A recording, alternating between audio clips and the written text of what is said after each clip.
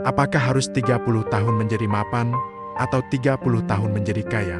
Kalau kata kaya dipakai untuk menggantikan mapan, itu sebenarnya adalah sebuah kesedihan sosial. Hari ini kita akan membahas 30 tahun menjadi kaya aku Gudau Yehua.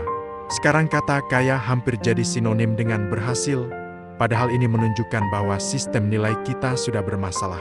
Menilai apakah seseorang sudah mapan di usia 30 hanya dari kaya atau miskinnya, benar-benar menyedihkan kalau dipikir-pikir.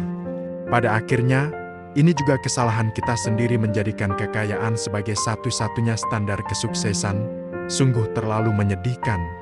Aku pernah dengar seorang asing bercerita, katanya orang Jerman tidak punya ambisi besar untuk jadi kaya raya.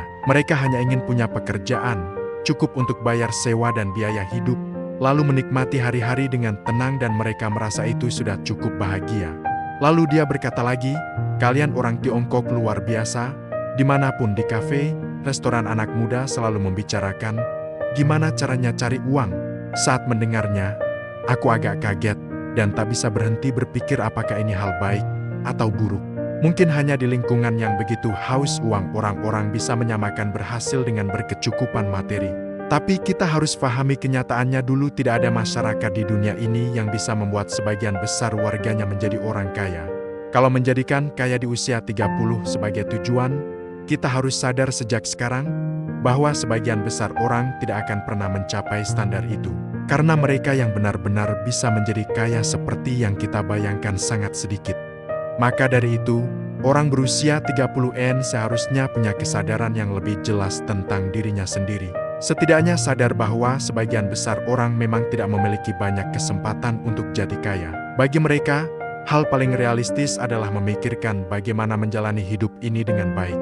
Sudah lewat usia 30, harusnya kita sudah punya pandangan yang jelas tentang cara menjalani hidup, dan jangan terus mengejar mimpi besar yang tidak realistis.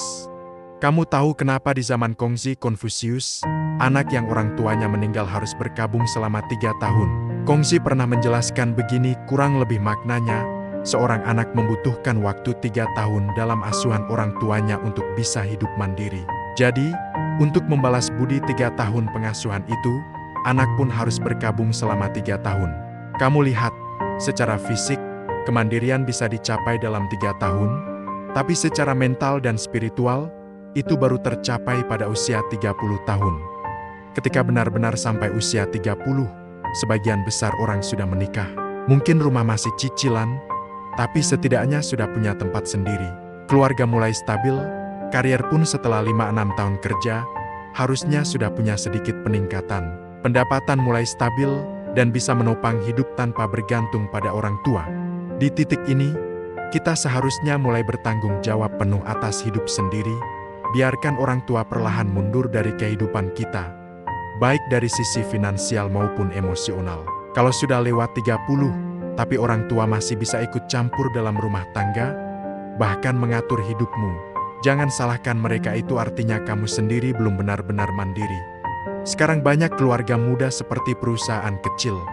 Pasangan muda tidak cukup mampu, terus bergantung pada bantuan orang tua. Akhirnya orang tua jadi pemegang saham terbesar keluarga kecil itu, dan tentu saja ikut menentukan arah rumah tangga.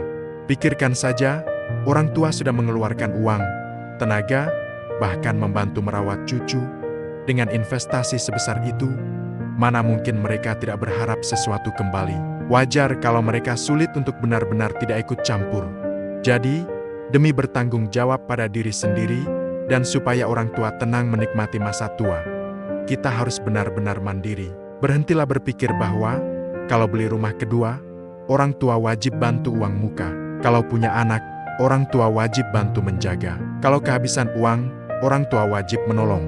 Pola pikir seperti ini harus dibuang jauh-jauh. Sebaliknya, kita seharusnya mulai merawat orang tua kita. Sebenarnya, makna dari mapan tidak pernah diukur dari berapa banyak uang kamu punya, atau sebesar apa rumahmu, tapi dari apakah kamu punya rencana hidup yang jelas, tujuan yang pasti, dan kedewasaan dalam berpikir.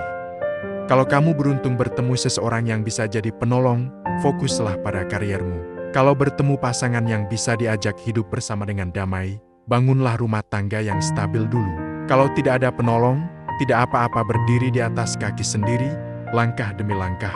Kalau belum bertemu pasangan yang cocok, jangan tergesa-gesa, perbaiki dirimu dulu. Menjadi mapan di usia 30 bukan berarti harus sukses besar dalam karier, tapi berarti sudah benar-benar mandiri sebagai pribadi. Bukan tentang seberapa tinggi standar hidupmu, tapi seberapa kuat mentalmu, dan apakah kamu mampu memikul tanggung jawab atas hidupmu sendiri.